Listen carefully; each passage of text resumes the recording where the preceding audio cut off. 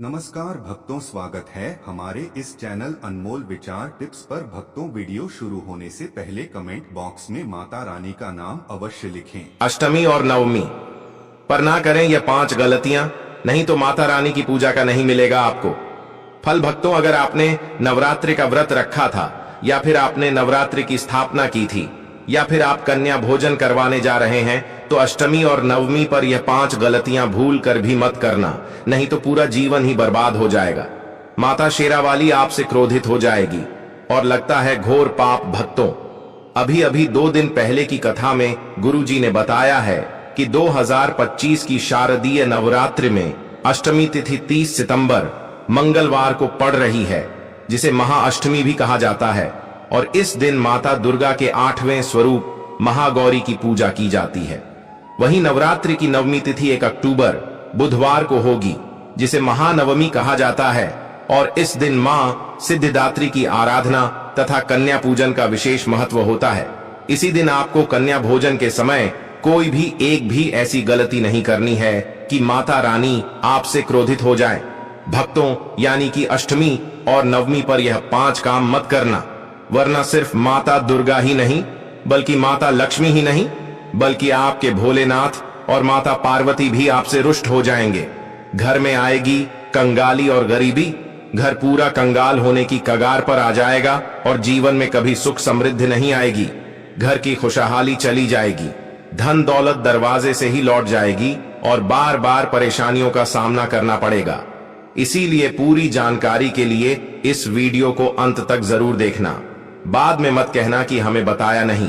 पूज्य गुरुजी ने अभी अभी अपनी कथा में बताया है कि शारदीय नवरात्रि का महत्व समस्त व्रत उपवासों में सर्वोच्च है और इसके अंतिम दिन सबसे खास मानी जाती है, क्योंकि अष्टमी और नवमी पर अगर इस पावन काल में कोई भी स्त्री या पुरुष बिना जानकारी के यह 5 भूल कर देता है, तो उसके कुल से माता दुर्गा का आशीर्वाद छीन जाता है। यहां तक कि आने वाली पीढ़ियों तक दरिद्रता का प्रभाव बना रह सकता है। दोस्तों, यदि आप अपने परिवार का भला चाहते हैं तो आज की वीडियो आपको जरूर देखना चाहिए, और जो व्यक्ति अपने परिवार की सुख समृद्धि नहीं चाहता, छोड़ सकता है।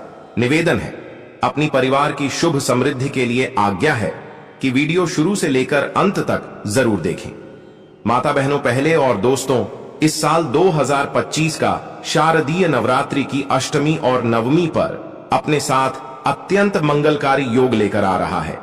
विशेष रूप से इस बार कई वर्षों बाद ऐसा संयोग बन रहा है जब माता दुर्गम के टाइम पर सर्वार्थ सिद्ध योग और अमृत सिद्ध योग का अद्भुत मेल बन रहा है। जो भी भक्त पूरी श्रद्धा से इस काल में दान करेगा, उसका जीवन धन धय से परिपूर्ण हो जाएगा और माता दुर्गा की कृपा सदा बनी रहेगी। लेकिन साथ ही आपको यह भी जान लेना चाहिए कि अष्टमी और नवमी में कुछ ऐसे कार्य हैं जिनकी सख्त मनाही है। भक्तों, अभी तक आपने वीडियो को लाइक न किया हो तो लाइक जरूर कर दीजिए, क्योंकि महायोग टीवी का चैनल का संकल्प है जन सेवा जन कल्याण करना। भक्तों, अगर भूलकर भी आपने इन्हें कर लिया तो माता दुर्गा नाराज हो जाते हैं और घर में अन्न धन की बरकत रुक जाती है। खासकर गणियों और परिवार के मुखिया को इन नियमों का पालन अवश्य करना चाहिए। दोस्तों, पूजा गुरुजी कहते हैं कि हमारा काम तो सिर्फ एक सही सलाह देने का है।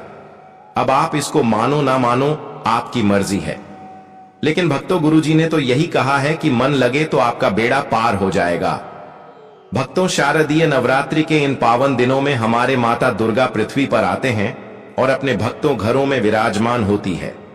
भक्तों, साथ में हम आपको कन्या पूजन के दिन एक खास और गुप्त काम आपको जरूर करना है, वह भी हम आपको इस वीडियो में बताएंगे। माताएं बहनों पंडालून में विराजमान होती हैं, लेकिन यदि इस समय हमसे थोड़ी भी असावधानी हो जाए तो माता दुर्गा दरवाजे तक आकर बिना अन्न जल ग्रहण किए ही वापस लौट जाते हैं, और यही कारण बनता है घर में दरिद्रता, क्लेश और गरीबी का।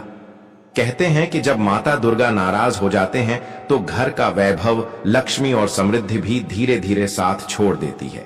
इसलिए इस काल में हर इंसान को विशेष सावधानी रखनी चाहिए और पूरे श्रद्धा भाव से श्राद्ध, पूजा पाठ और दान करके माता दुर्गा को संतुष्ट करना चाहिए, क्योंकि माता दुर्गा कृपा के बिना जीवन में सुख और सफलता की प्राप्ति संभव ही नहीं है। तो चलिए भक्तों, जान लेते हैं कि वह कौन से ऐसे 5 काम हैं जिन्हें भूल से भी नवरात्रि की अष्टमी और नवमी के दिनों में नहीं करना चाहिए, अन्यथा आप माता दुर्गा की जगह पाप के भागीदार बन जाते हैं। कन्याओं की संख्या गलत रखना। कन्या भोजन में 1, 3, 5, 7 या 9 कन्याओं को आमंत्रित करने का महत्व है, लेकिन कई लोग कभी 2 या 4 कन्याओं को बुला लेते हैं, जो शास्त्र अनुसार अशुभ माना जाता है। ऐसा इसलिए कि सम संख्या में कन्याएं आमंत्रित करने से पूजा का संतुलन बिगड़ जाता है और माता दुर्गा की कृपा पूरी तरह नहीं मिल पाती। शास्त्र कहते हैं कि विषम संख्या में कन्याओं का पूजन ब्रह्मांडीय ऊर्जा से मेल खाता है, इसलिए हमेशा इस नियम का ध्यान रखना चाहिए। कन्याओं को बिना सम्मान के बैठाना अक्सर देखा जाता है कि कन्याओं को किसी भी तरह से बिठा दिया जाता है, कभी खड़े खड़े प्रसाद थमा दिया जाता है। यह सबसे बड़ी भूल है, क्योंकि कन्याओं को माता का स्वरूप मानकर पूजना चाहिए। उन्हें पहले पांव धोकर, आसन बिछाकर और आदर पूर्वक बैठाना चाहिए। यदि कन्या का उचित सम्मान न किया जाए तो पूजा अधूरी मानी जाती है। भोजन कराने से पहले उन्हें माता का आशीर्वाद मानकर प्रणाम करना जरूरी होता है। झूठा या साधारण भोजन कराना, कई बार लोग जल्दीबाजी में कन्याओं को बचे खुचे या साधारण भोजन खिला देते हैं। यह बहुत बड़ी गलती है। कन्या पूजन में भोजन शुद्ध, सात्विक और ताजा बना होना चाहिए। इसमें मांसाहार, प्याज, लहसुन या बासी अन्न नहीं होना चाहिए। माता दुर्गा कन्या रूप में पवित्रता की प्रतीक हैं, इसलिए उनके लिए बना भोजन भी शुद्ध और प्रेम पूर्वक होना चाहिए।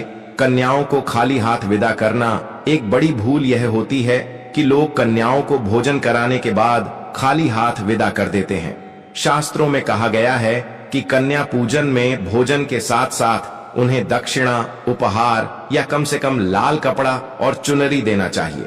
यह माता लक्ष्मी और दुर्गा को प्रसन्न करने का श्रेष्ठ उपाय है। खाली हाथ विदा करना अशुभ फल देता है और पूजा का प्रभाव अधूरा रह जाता है। कन्याओं के साथ अभद्र व्यवहार। कभी कभी लोग कन्याओं से ऊंच नीच का भेदभाव करते हैं, जैसे जाति देखकर बुलाना या गरीब कन्याओं को नजरअंदाज करना। यह गंभीर पाप माना गया है।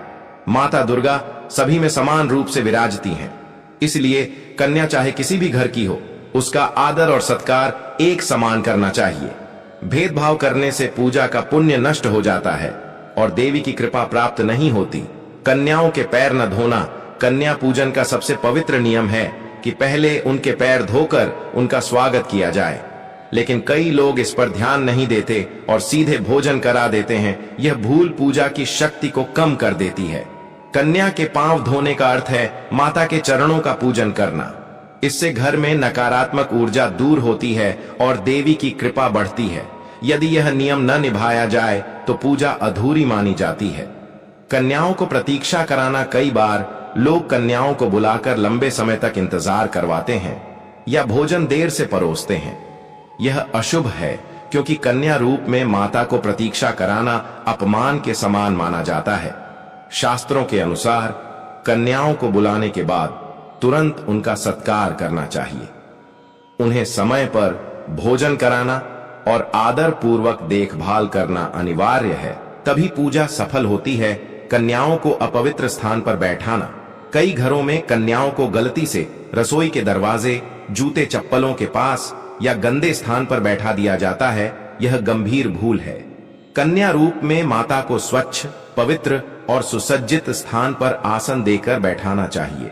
जहां वे बैठें वहां धूप, दीप और फूलों से सजावट होनी चाहिए। गंदे स्थान पर बैठाने से पूजा का फल नष्ट हो जाता है। भोजन के बाद कन्याओं को बिना तृप्ति के उठाना अक्सर देखा गया है कि लोग कन्याओं को जल्दी जल्दी खाना खिलाकर उठा देते हैं। यह गलती नहीं करनी चाहिए। जब तक कन्या स्वयं संतुष्ट होकर भोजन न कर ले, तब तक उन्हें भोजन करते रहने देना चाहिए। यदि बच्ची भूखी रह जाए तो माना जाता है कि माता भी नाराज होती हैं। कन्या की तृप्ति ही पूजा की सफलता का प्रतीक है। कन्याओं को सच्चे मन से आदर न देना सबसे बड़ी गलती तब होती है जब कन्या पूजन केवल दिखावे या परंपरा निभाने के लिए किया जाए। अगर मन में श्रद्धा और भक्ति न हो तो पूजा का कोई विशेष फल नहीं मिलता।